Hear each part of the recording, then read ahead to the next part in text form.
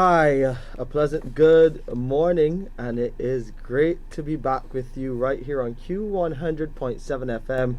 This is the QEH Pulse Radio Show. I'm Shane Seeley. Of course, joining me is the Chief Operations Officer of the Queen Elizabeth Hospital, my co-host, Dr. Christine Greenidge. Dr. Greenidge. Good morning. Good morning.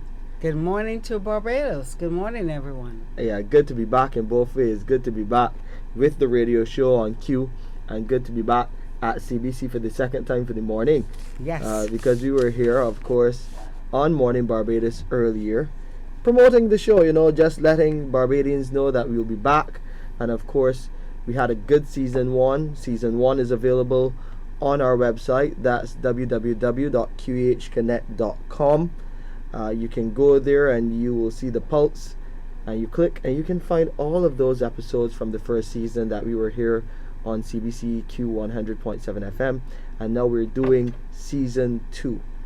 So some more interesting things that we'll be talking about, but it's all about making that connection with you, our audience. We know that this is important because people always want to know the best way to get their services provided from the Queen Elizabeth Hospital, the most efficient way, the fastest way. We are in a more impatient society, and we have to cater to that. Yes, we do. We have to cater to that. So we want you to know that we're listening, and that we will be getting the information to you right here on the Pulse Radio Show. And you can always call us at 434-1007 and 434-1070, and you can WhatsApp us as well at 434-1007. So COO, we're back here. A lot to talk about, a lot of new things happening at the Queen Elizabeth Hospital, a number of new initiatives. Our CEO Neil Clark has been leading the charge, making sure that we cover a number of bases. Of course, you are responsible for making sure that these areas are covered. Absolutely, and we look forward to season number 2, and I must express my gratitude for those that call into the show and ask your questions, and our ability to help you navigate the complexities of healthcare in general. Yes, a little later on we'll be bringing in one of our doctors, that's Dr. Trevor Drakes. He's the head of ophthalmology. So we'll be connecting with him because coming up this week is World Sight Day, a very important day for our ophthalmology department. They have a number of activities planned, so we'll be raising the awareness. They too, our team in ophthalmology will be on Morning Barbados on Thursday, so you can look out for that as well. But as I said, we were very busy as we took a break early in September till now. Just to do a number of things. One of those big things that you were leading the charge on, COO, was our accreditation. Yes, this was a focus visit. We were actually accredited last year by Accreditation Canada, and that is for a full 3 years. And during that accreditation, there were some standards that we had to resubmit to Accreditation Canada, and that was held last month in August. We submitted those standards, and we received a 92% compliance rate for the information that was submitted. 92% compliance. Correct. That's what we like to hear. Yes. That is what we like to hear. Success in accreditation, and that's why we have those 2 big placards, those stamps of approval at the entrance. When you walk in, the main entrance, you will see that the Queen Elizabeth Hospital is an accredited institution. Why is that so important? It's very important. Number one, our accreditor was Accreditation Canada, and it sets international standards for healthcare organizations around the world. And the Queen Elizabeth Hospital was without that designation for a full 2 years. COVID set us back a little bit, and we were unable to sustain it, but we regained that status, and it tells us that our standards are at a level of international acceptance, and gives us the opportunity to continue to maintain those high standards of care. Indeed. I think we have a caller already calling into the program. Let's see if we can hear that caller this morning. Good morning, caller. Well, good morning, Shane, to you and the doctor. Good morning. Good morning. Yeah, welcome back. Thank you very much. I have a suggestion to make that I made to Mr. Griffith when he was on the thing with the for seniors. Right. That at all the polyclinics and at the hospital, to have a place for seniors to go rather than you mix with everybody. The younger ones are more thing of standing the grind than the older ones to me. I feel that you have that a particular place at all the polyclinics for the seniors. Okay. At the polyclinic. And at both there and at the hospital. In the especially and another suggestion in the A&E section, there's a problem with, I don't know if you ever get any complaints in the air conditioning, they be so high that every you mean it's so cold? Yeah, real cool. You see? They have to walk with a blanket. But this is where I think the phrase "you can't please nobody" comes in. You remember the A&E before? When it was not air conditioned? I can't remember that one. But I remember the time that I went there when it was cold. I actually had an experience when I went there. I didn't carry anything. And then I said, and then I had to go back there. I said, no, I walk with a blanket. And I'm glad you mentioned that, because it's a notice that is relevant for anyone coming to the accident and emergency department in this time. We all know how hot outside is. Myself and the COO, when we walked into the building here at CBC, that sun is something else. It is very, very hot outside. So to make sure that our patients and those who come into the A&E are accommodated in a comfortable, cool setting, the AC may tend to be a little bit colder than you would like it. So that's where the blanket would help. That is where the blanket would help. You would even see the doctors sometimes in their sweaters and stuff. My lessons, you know. Yeah. I always learn from my mistakes. You have to. You have to. Life is about learning. But you all but another thing too, I thought I heard that Dr. Greenwich had resigned. Dr. Greenwich is still with us? Yes. I heard in an announcement on the radio. I think it came over the radio. Yes, that is correct, sir. Pardon? That you are correct. I did, in fact. I heard that. Yes, I resigned. Actually, not crossing you. When I hear Shane mention your name, I thought it was a program that you all had already that was on. No, we're live. We're live with you this morning, and I am still at the hospital. I will be there towards the middle of December with still lots of work to be done, and I will be engaged accordingly. Yeah, well, you and Shane continue the good work, you know. Thank you so much. Appreciate the kudos. Appreciate that. Thank you so much. We have another caller on the line here on the Pulse Radio Show on Q100.7 FM, the home of the QEH, as we share information with you. Good morning. Welcome, caller. Yeah, pleasure. Good morning to you, Shane, and good morning to Dr. Greenwich. Good morning. Good morning. It's good to have you all back. I really missed you. I thought the show would be all over with. I said, wait, no starting the over already. No, but no, I didn't not realize at all. that y'all had a break, like. Yeah, we took a little break to reset.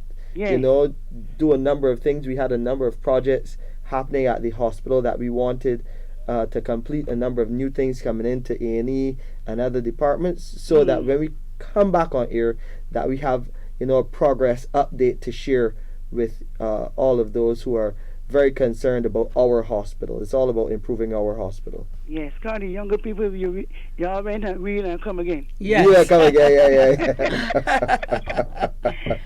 Anyhow, my question today is, why do, when we get appointments at the hospital or even in the polyclinics, that everybody gets 8:30?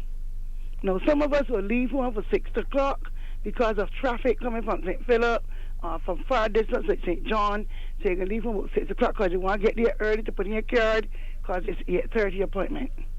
So therefore, we are out and about from 6 in the morning. But then when you get there to the polyclinic, everybody out to the hospital, everybody's card is saying 8:30. And then the next set of cards are saying 1 o'clock. That's the afternoon appointment. But therefore, then some persons from the 8:30 appointment flows into the 1 o'clock appointments too. Yes, we are actively working on what I will describe to be appropriate appointments based around the operational hours of our clinic. You're absolutely right. Many of our patients, they venture from very far distances, and therefore they come sometimes 2-3 hours before their scheduled appointments. And the important thing is, as we begin to give real time actual appointments, that we educate the public to please come a half an hour, 45 minutes before that scheduled time, so that you're not running into previously scheduled persons with predetermined appointment times. And it becomes, what happens though is that many people start to post or to recognize their waiting times based on their time that they arrived to the clinic appointment. And in fact, that's not the starting clock time. We try to honor appointments based on the scheduling. And as we move from a paper-based system of scheduling into more use of our electronic means of scheduling appointments, fairly in terms of distances, we should see that improve significantly. So the one thing I like to tell people is that when you do come early, understand that many times people arrive before 7 a.m., but the clinic time starts, let's say, 8 a.m., and then they start their own clock of arrival time.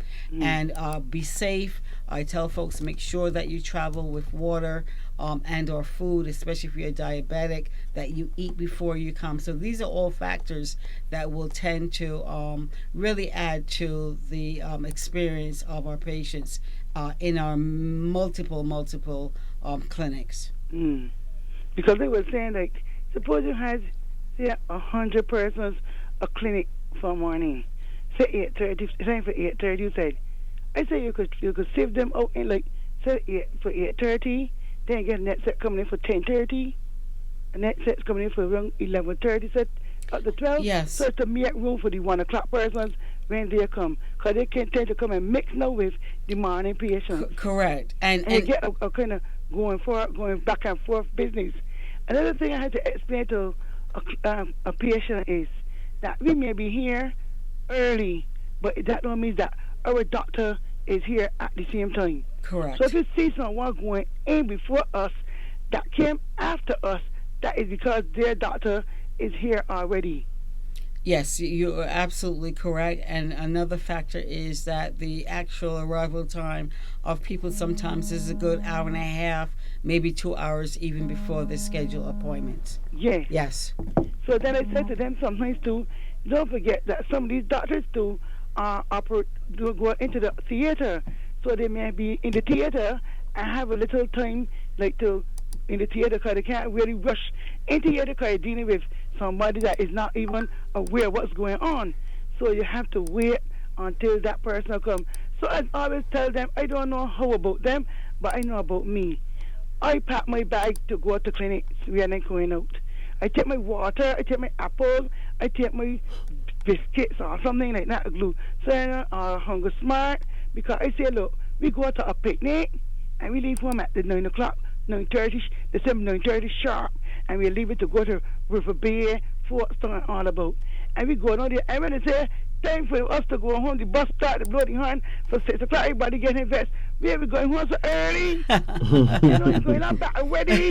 You don't want, so it is all about yourself, and you call it a day away from home, at like a little picnic, but seeing the doctor. Yes, indeed. But Like we are striving to improve the experience of our patients in the clinics. We have multiple clinics, as you know, and many people coming in every day at our facility to seek their care. Yeah. So as we move more towards a more electronic means of scheduling appointments more in real time, we hope to ease that burden of having to wait.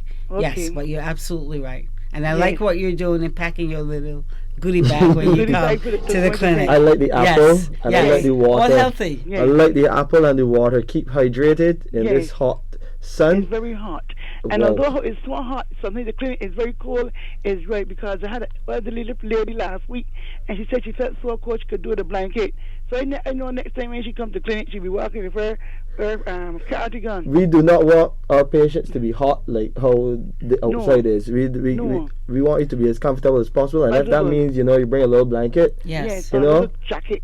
Little Yeah. jacket, Cover your yes. keep shoulders nice up. and cool. Uh-huh. Yes. Instead Yeah, of my it's doctor easier was to from- cool. It's easier to warm up, I Yes. find, than to cool down No. Yes. than yes. with how this heat is. Absolutely. But again, And listen.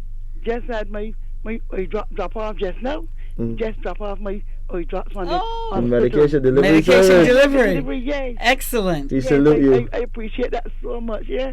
Because you don't have to go on the bus and you don't have to be rushing and going to places to get that. So, and sitting and waiting. They come Wonderful. to my door, pay my way, and let them go. Okay, good for you. Yes. Listen, thank you so much for Thank you calling very and much, sharing. Ian. It's always a pleasure to welcome you both into my home. God bless you. God bless by you the as way, well. By the way, is it a possibility too that you could install these solar in certain outpatient sections where you can get some drink water or even a tea, You mean like a coffee, I got you, like a coffee machine of a sorts. hot drink. So if you get cold now, you can even go to the machine and get a hot drink to warm it back up. Yeah, there's one close to the main entrance, but if we can Yes. get more, Yes. that would More be good. across, Yeah, yes. we'll try to talk to our. Any clinic and so on, especially those persons who can't recognize like myself to move around to go about to get, so I can even touch someone and tell them no, step there next to her and and get me a coffee or something. We'll work on that. That's something that please. we can work on, and that's why we welcome those suggestions to Yes, make your please. experience a lot more comfortable when you come in. Thank you Thank so you very much. much. Have a good day. You too. as well. Take care. Bye bye. Another Bye. caller before we welcome Dr. Drakes to the program. Good morning. Welcome to the Pulse Radio Show.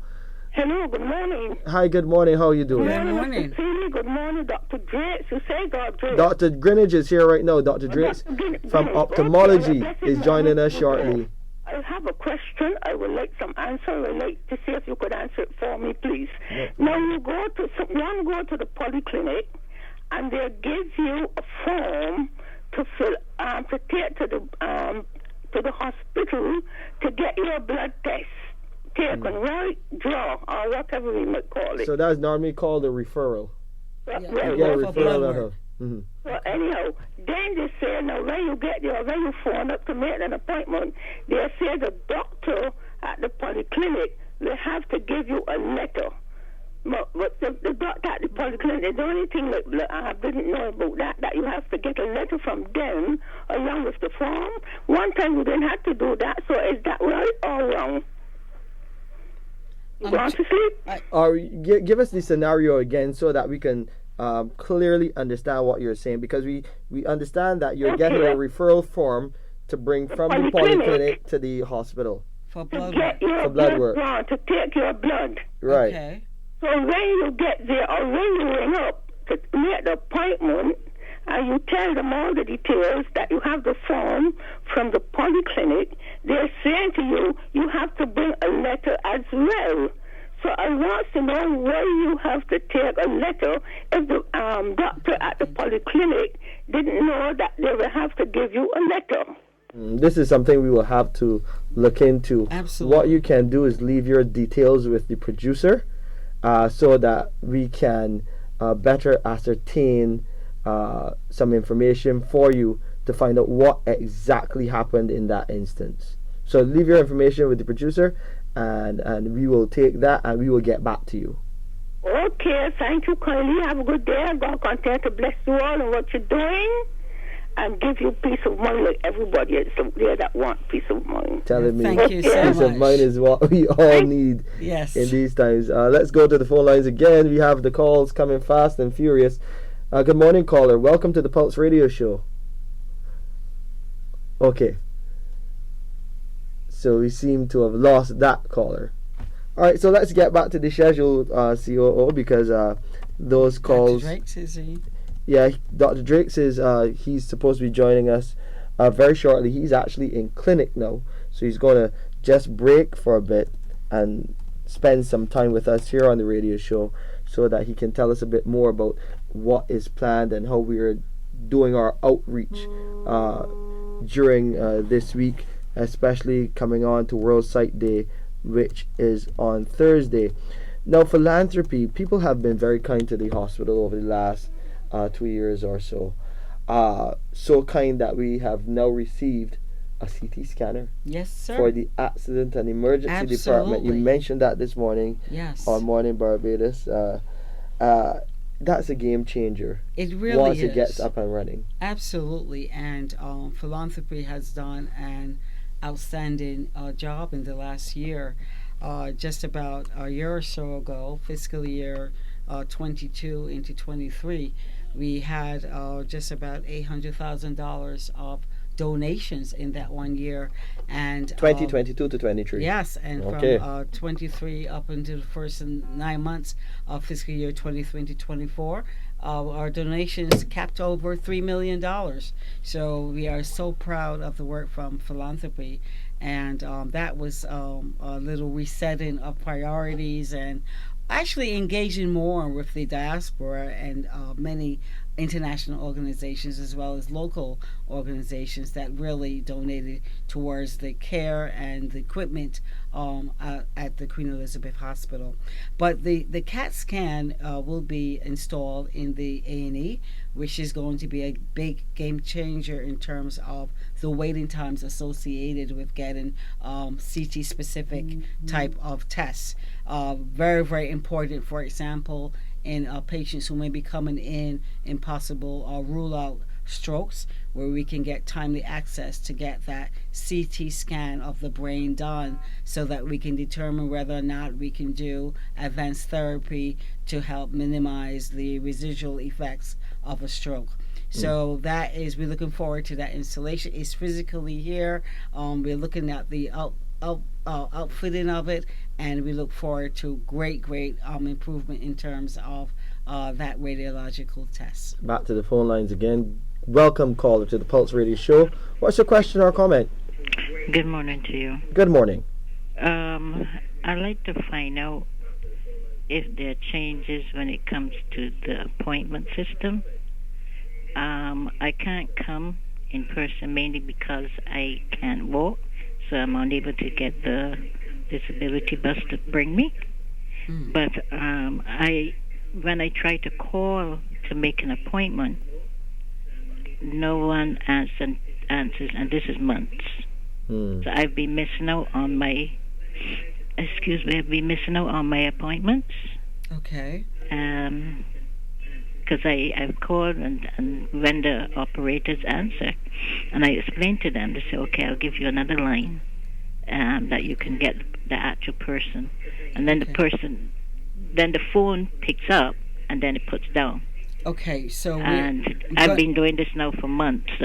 Okay. And I'm not getting anywhere. Without changing, without telling us on air your particular situation, I will ask that you give the information to The producer. The producer will take the information, and what I will need to help you is your full name. Don't tell me that now on the air. I will. Your full name and your medical record information, your date of birth, and then specifically the types of appointments that you need to make. And I will make sure that we get your appointments and communicate with you, and make sure that you can get to the appointments on time. And one other thing that I will add to that, please take this number, and you will hear it all the time right here on the Pulse Radio Show, 536. Just 1 second, please. Sorry. 536-4800. I'll repeat it for you again, but 536 4800. Oh, okay, I'm familiar with it. Yes, that's our patient advice and liaison service. So there you'll speak to a doctor who will be able to navigate the system to find out about your appointment and to tell you how best you can make that appointment going forward. Give the information. Okay, thank you. But still give the information to the producer, please. Okay. so that we can investigate your specific complaint. But I shall do. that's Thank another you. option. Thank you. You're welcome. Thank you. Take care of yourself. Yeah. And that's what we are here to do. Give you that information so that you can better connect and navigate the space at the QEH. I know sometimes it's a massive hospital. It is a massive hospital, 2,500 plus employees, Yes. over 300 patients in-house daily that our nurses, our doctors, our medical teams are dealing with. But we manage, and we want to manage those who are also outpatients as well. Absolutely. We are connected, and I think it was two callers already mentioned the polyclinic system as well, and we are connected in terms of holistic care. The Queen Elizabeth Hospital, we do not sit by ourselves. We are connected to our partners in the polyclinics and some of the urgent centers as well. Indeed. So, as I said, philanthropy has been good to us. We really want to thank all of the donors. I got to mention Barbadians. They have been doing some remarkable work with us. The trust. The Sandy Lane Charitable Trust. You're very right. Also, our friends from the church. Yes. The Seventh-day Adventist Church. Absolutely. Latter-day Saints in Utah, United States. Amazing. Tremendous. SOS. I tell you, I was born here in Barbados. I left at the age of 9.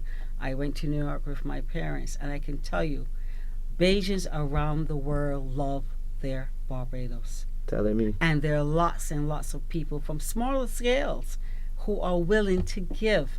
And it's important that we reach out to them. And I can tell you, I was individual donor on my own, sending things back to help out not only the hospital, but other entities as well. So there are people around this world who love this country, who was born here. They want to come back and be part back of the society of the country that raised them and gave them their values and their mores in terms of who they are and how they develop as a person. So philanthropy is very, very important, and we don't have to necessarily measure the dollar amount as $1 million CT scan. There's smaller donations that are very, very helpful. For example, recently, that one of my neighbors I know you go with this. Is a retired nurse, and she's from the UK. She settled here a couple years ago, and she was a nurse in the UK, and she knitted the most beautiful, tiny, small outfits for our NICU babies. So there are things that can be given, and we, with our philanthropy officer, Gay Howell, has worked very, very hard to get these donations in. And one thing I can say is that we have broken down, there's a little barrier in terms of logistics and how do you go about donating if let's say you're in New York or the UK or Canada. So we have streamlined those processes much more manageable so that it's easier for people to donate to QH. And also the polyclinics can use donations as well. Indeed. We have another caller. Let's go to the phone line yet again. Okay, that caller is gone. Let's go back again. Welcome, caller, to the Pulse Radio Show. Do you have a question or comment for us? Yes, hi, good morning, Shane, and to our CEO. Good morning. COO. The COO is here. Oh, COO. Yeah, and I'm so happy to have this program back on radio for our listening ears. You're welcome. Yes. Very welcome. Not sure if this is a comment, a statement, or a question. Whatever it is, we'll take it. Right. You directed me. Actually, me and my wife actually last night finished watching a series called The Residents. And that is a beautiful series. That actually helps you understand how a hospital really runs, right? And I feel Barbados should go and see that series and appreciate Queen Elizabeth a lot more than anything else. Yes. I think so. And that CT scan that you're talking about, right, is so important, because if you could scan and tell us, watching that series made me feel like I am a doctor. I'm far from a doctor, but you understand. But it helps you to understand how the nurses what the nurses go through, what doctors go through, even patients go through. Yes. Right, and even funding, putting money towards these stuff to help the hospital run. That picture is so interesting, right? And I'm so glad that you're coming on, and people need to see it to see what's happening. Let's go back to my question now. Okay, some years back, long before COVID, right? Something happened to me, and I entered the hospital. I didn't stand 2 and 3 days like Biggie Irie. I just stand about 2 days. I was downstairs, then they sent me up, have the operation. I had the operation, but because I was a diabetic, they swabbed my nose, right? And when they swabbed my nose, there was, let me say, a bacteria that was in it. And actually, they sent me that it was something that is picked up in the hospital. A lot of people think hospital is supposed to be clean. Hospital have a lot of germs floating all over, right? And we need to know that, right? So when COVID come and you had to wear a mask, I'm wondering if we all don't make it a mandate to everybody have to put on a mask, because I was shocked. I mean, I'm a cool and understanding person. I know it wasn't the hospital fault for me to get that bacteria. It happened. And they give me some hibiscus soap to bathe my whole body so that it could clear, right? And I did that. But, I mean, for other persons that coming in there that don't know nothing like that, leaving, going upstairs or walking about, visiting people in the hospital, might pick up a sickness, don't know to have it. Absolutely. And you know, you've made a great point, and I want to just explain to you just exactly what you're talking about. And in the hospital language, we call that infection a nosocomial infection, which means that is something that is picked up within the confines of the environment within the hospital. You're right. There are all sorts of different people coming through hallways, going to units, visiting those that are sick. And I want to get back to the issue of wearing a mask. And this is an intelligent thing to consider. If you know you're coughing, regardless of COVID guidelines, you know, a lot of the COVID guidelines have really decreased. But it's really, I think, a matter of common sense. If you know you're coughing, you know you're going in a very confined environment. For example, on a plane, you know, we sit very close to people that we don't have any idea what they have or what they may have. And just two things. If you wear the mask, it protects yourself. Right, it helps to filter some of those infections that may be out there from a common cough, for example. And the other most important thing that I would say is washing your hands. Walking with that hand sanitizer. We touch objects, doorknobs, we touch all sorts of things. And the thing is that we don't know who touched those things previous to us. So these are two ways to minimize infection coming to yourself and to protect yourself and your family, especially if you live with elderly and if you live with very young children as well. So I appreciate your sensible thoughts here. I think you've shared very, very important information. And no one has to tell you to wear a mask. Use your judgment. And when you're coming into the hospital, you're right. He said one thing. You know, people think that it's supposed to be clean. We keep it clean, but because of the traffic and the different illnesses that are there, we're exposing ourselves, and you can protect yourself a lot better. And for clinical spaces at the hospital, you're required to wear a mask. For clinical spaces, general areas, no, but clinical spaces, you're required to wear a mask.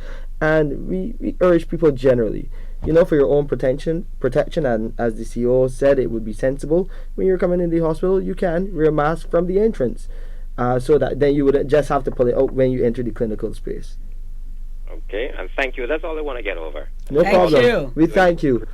Take care. You're listening to the Pulse Radio Show, and joining us now on the phone line from his clinic, has been very busy all morning, Dr. Trevor Drakes. He is the head of ophthalmology at the Queen Elizabeth Hospital. Dr. Drakes, great to have you on the line.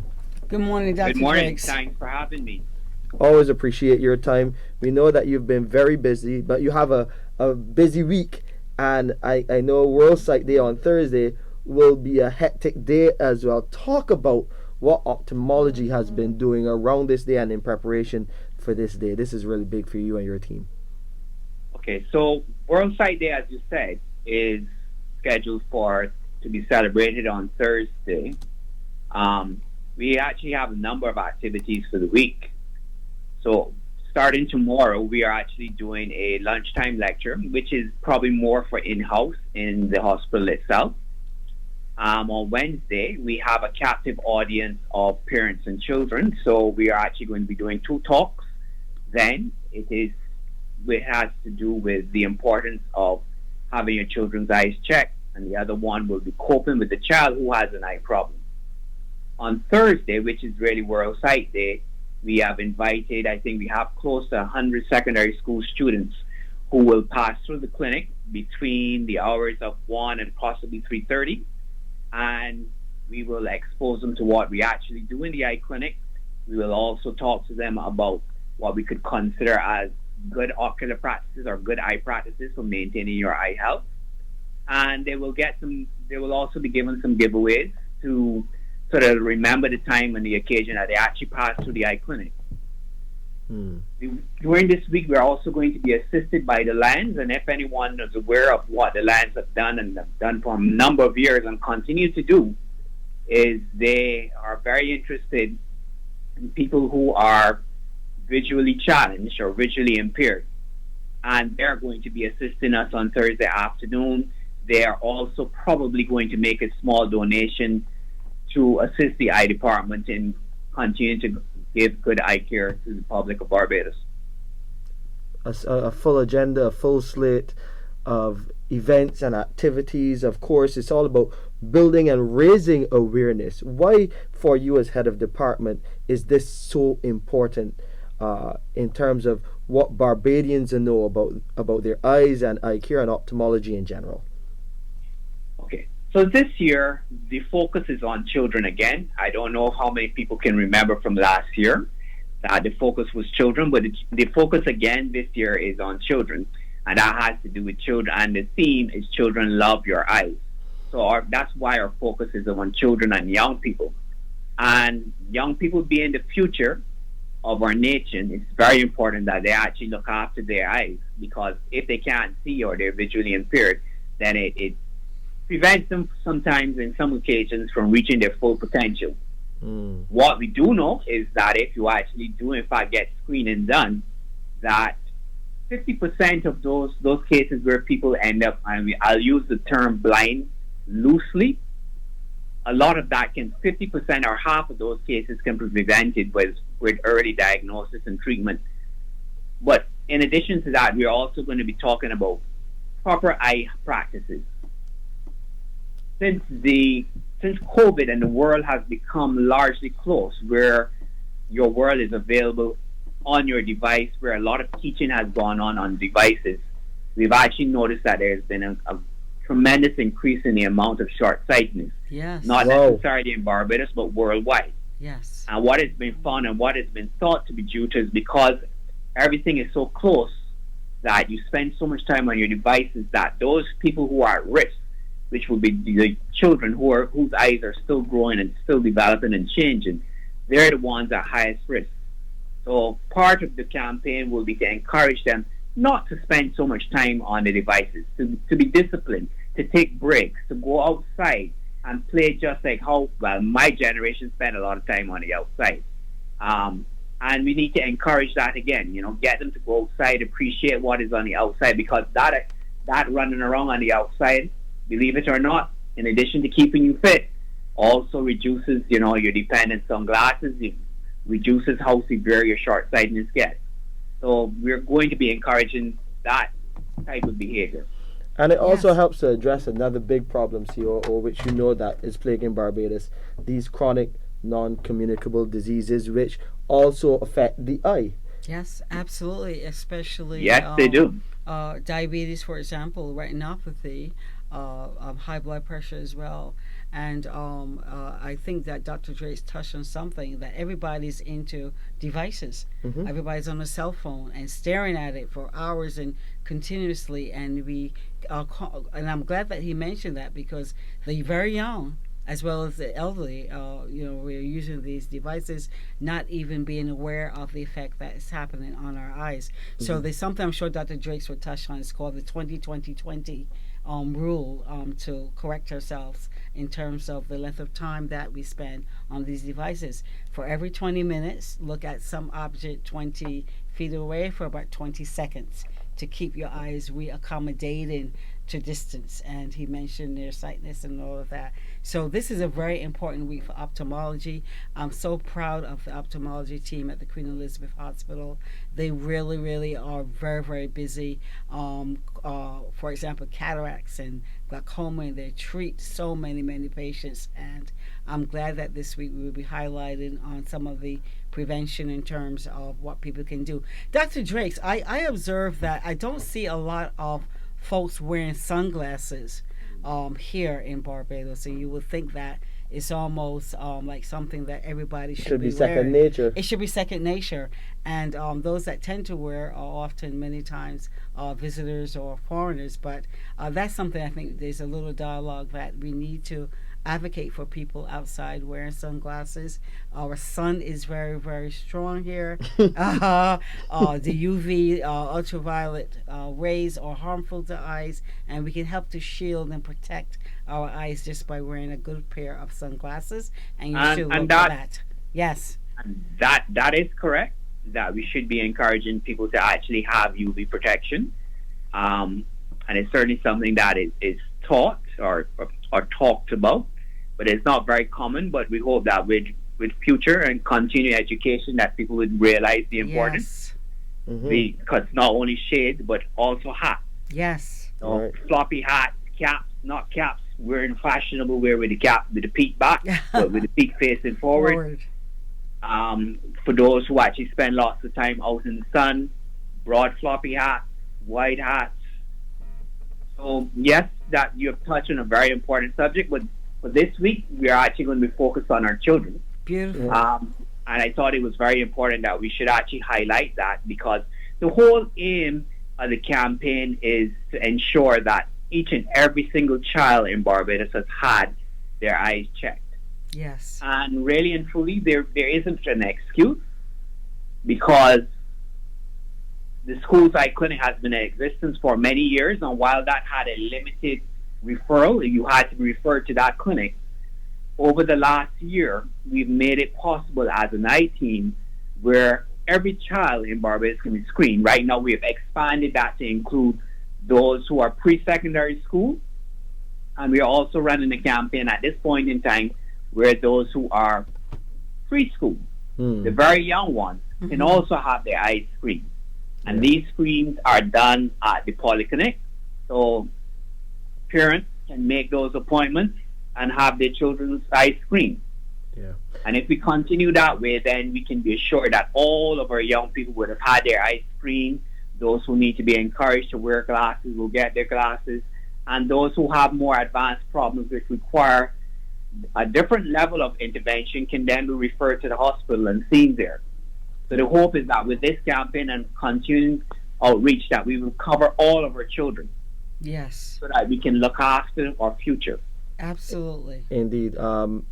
What do you think is needed to get more of these youngsters into these clinics to have their eyes tested? Because I'm sensing something like that there's some kind of hindrance or something that's not happening, that in terms of getting the children to you and the other ophthalmologists to have their eyes checked. I think before, what was happening, the school's eye clinic was kind of limited in what they did because you had to be referred. Now you do not require referral. You just have to say, I want my child's eyes checked. You make the appointment and you come for the appointment. It's actually very short. So availability was certainly a problem before, or how accessible it was. Yes. Because you must understand that if you need to get a referral, everybody is not going to get that referral. But now you don't need a referral. You just need to call and make the appointment. So I think we've made it a lot more accessible. And it's free. And the eye check is free, right? Oh yeah. Yes.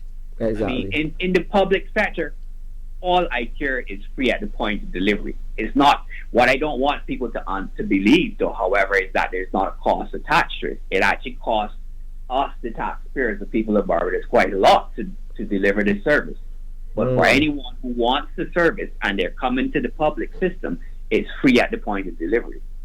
Yes. Very, very important. I think that he is so making such an important point. And I remember as a child. I remember someone in my class right here at St. Martin's Girls' School was sitting in the back of the room and had difficulty in reading, understanding. At that time, it was unknown until further tests needed. That person needed to be sitting much more closer to the blackboard in those days than being in the rear of the classroom.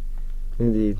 Dr. Drakes, any final words or final thoughts that you want to share with us as we move up to World Sight Day on Thursday, October 10th? What I would do is I would encourage all the listeners, because we all have access to the internet. I would say that you go on the International Agency for the Prevention of Blindness and see what their campaigns are. There are other campaigns besides World Sight Day, and they will be able to point you to other areas where, for the general public, where they can see what campaigns are being run and see how we can assist in spreading the word in taking care of your eye health. Well, thank you, Dr. Drakes, for your time. I know that you are in clinic. You took a pause for a good cause to share with us on the show. Continue the great work, and of course, communications at QH will continue to support the ophthalmology department and all departments as we try to get the message out there. Yes. Thank you so much, Dr. Thank you, Drakes. Dr. Drakes. Thank you as well, and thanks to the listeners for giving me the time. Yes, we appreciate you. Yeah. We'll take a quick break and come back with more right here with you on the Pulse Radio Show.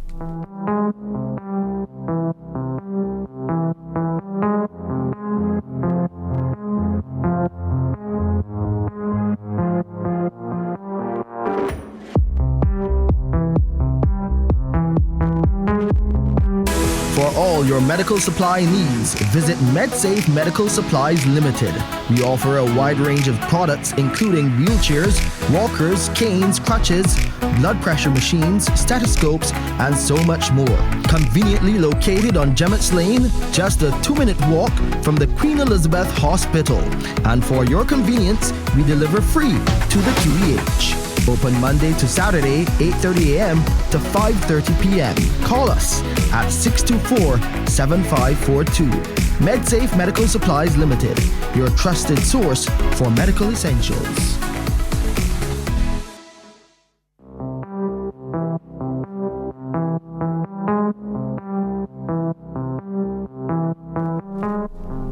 Back with you on the Pulse Radio Show. I'm Shane Seeley, Communications Specialist with the QEH, and alongside me is Dr. Christine Greenidge, the Chief Operations Officer of our hospital. Let's go back to the phone lines very quickly. He had a good discussion just now with Dr. Drakes about all that ophthalmology is doing in the lead up to World Sight Day. That is on Thursday, October 10th, and a lot more will be shared. You can always go to our website to check out more, www.qhconnect.com, and our ophthalmology department is always willing to help. You can call our PBX and be directed there. Let's go back to the phone lines. Good morning, caller. Still morning. Yes, hi, good morning, sir. How are you doing? I'm good. How are you? My blessings. It's great to hear from you. Thanks for the last season. You are absolutely welcome. Is this the COO's favorite person? Oh yes, my. this is Kamal. Kamal, I'm disappointed in you. This is your favorite caller, Miss COO. I know that. You took very long to get it here today. Yes, what happened? Sorry for that. I was at the gym. Oh! Got the new gym membership, so I decided as soon as I got home, it was 11 o'clock, so I decided to call and get through. Okay. Sorry for that. That's okay. No, that's a good thing. I'm glad to hear that you were at the gym. Oh, thank you very much. Thank you very much indeed. Appreciate that. Yes, so COO, we have a reunion now. I'm glad that we're on and we're back running up. Just a couple of questions here. Why don't you do a simulcast? I know you're doing a broadcast, but why don't you do a simulcast with radio and TV at the same time? Why not? Are you peeping? Am I peeping? No, I'm not peeping at all. No, I don't do those kind of things. I don't. Well, there are plans coming very shortly that this will be on TV8 as well. Awesome. So I can watch. Yes, you can watch. I can see the handsome Shane and the beautiful CEO. Fantastic. That's brilliant. Yes, you can see the beautiful COO and the other members of our team that will be joining Yes. the show for this season. We have Yes. all of our directors will Yes. be paying a visit to the radio show to Yes. share more information about what's going on in each Fantastic. directorate. The Directorate Yes. of Medical Services, Yes, yes. Clinical and Diagnostic Services, Fantastic. nursing, support services, you name it, Engineering. engineering, finance. Audacious. They'll be all here to share with you what is happening at your hospital. The Excellent. taxpayers, Mm, you yeah. spend your money for healthcare, Thank you and we so want much. to share with you all of the No. plans for the hospital for the next 3 years and beyond. Shane, before I go, let me compliment the hospital. I currently have an actual person in Ward C5. I have a patient in Ward C5 that I'm going to visit this evening. So let me compliment the hospital on its fantastic service to him and to everybody. Y'all are doing a great job. So keep the good work up, huh? We're trying. We're trying. Yeah, I have a final question before I go. My final question: why don't you do Zoom or Google Meet appointments as well? Instead of just the face-to-face, why don't you use the new technology? I know you're going digital. Yes, we are, and we're looking very, very seriously at Fantastic. incorporating what we call telemedicine Excellent. and or telehealth Excellent. into a choice for our patients, Brilliant. especially those that are maintaining their compliances Thank you so with much. medication. You know, we can Yes. do Yes, that's monitoring by that way.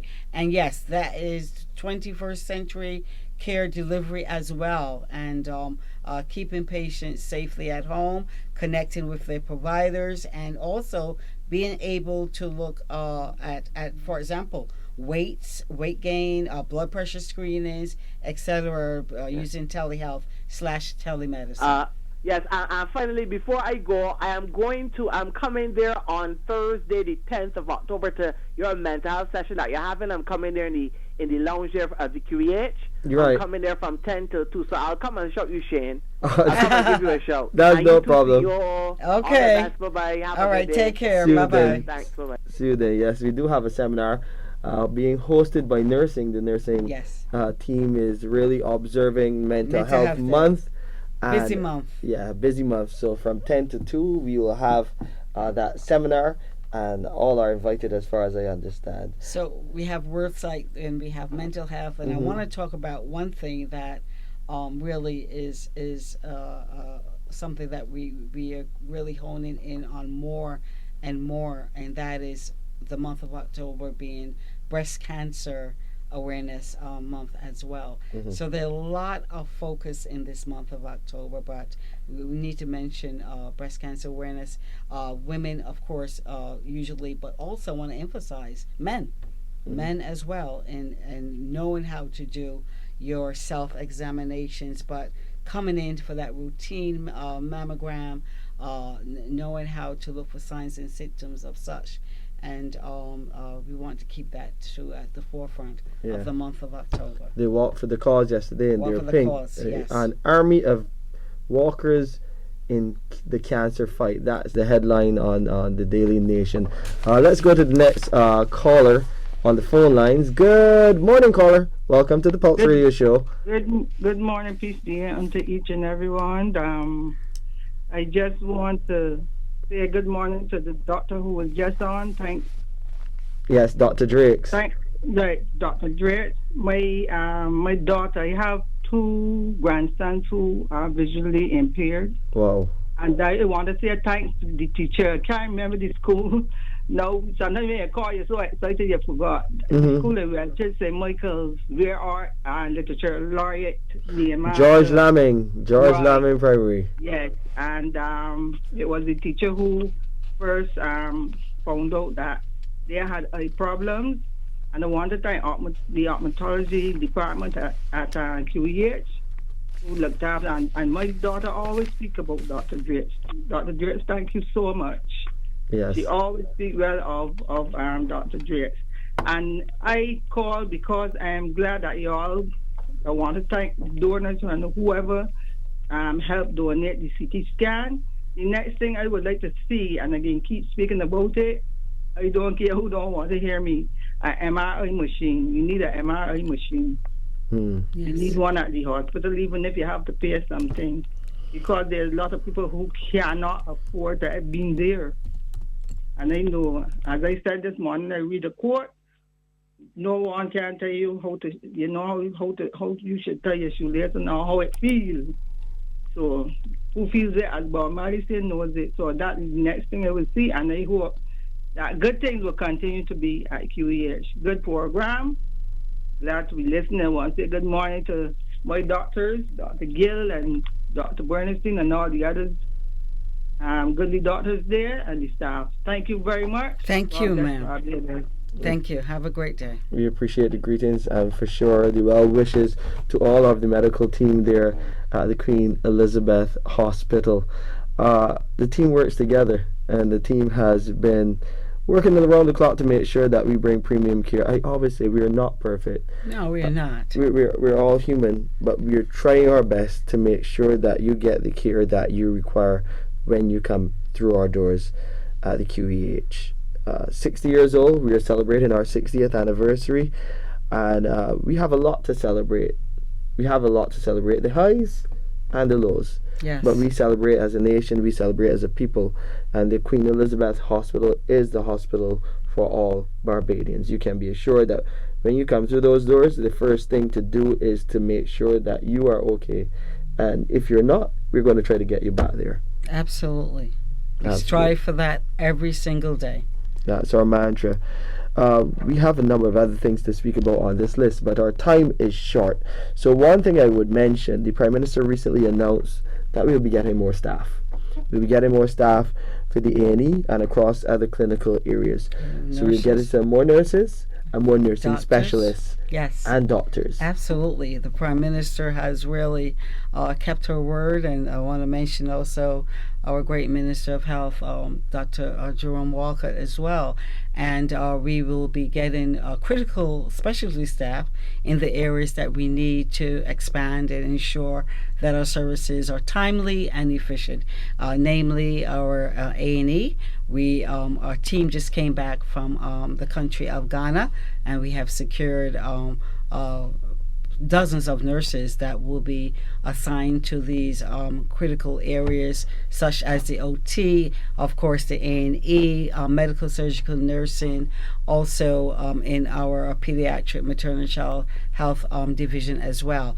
Most importantly, I'm so proud that we finally got the registration, and the Minister Walcott signed off on very important in nursing care, and that is the registration for nurse practitioners and clinical nurse specialists. And these particular advanced nurse practice that they're going to be will enable caseloads assigned to nurse practitioners, and also specialties in terms of clinical nurse practice to further help our patient population.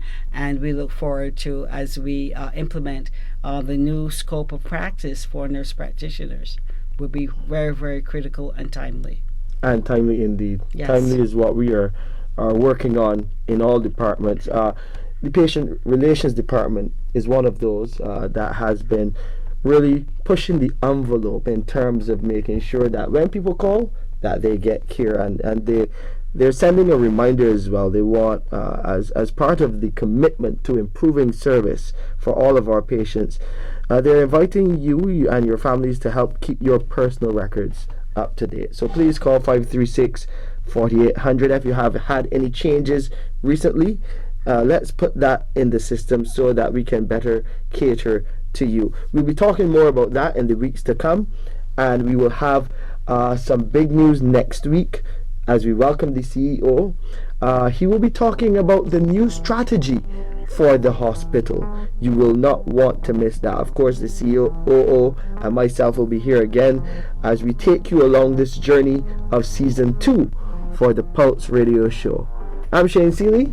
And I'm Dr. Christine Greenwich. Yes, signing off for today's edition. We'll see you next week at this same time, 11 a.m. for another edition of the Pulse Radio Show. Stay well, everyone.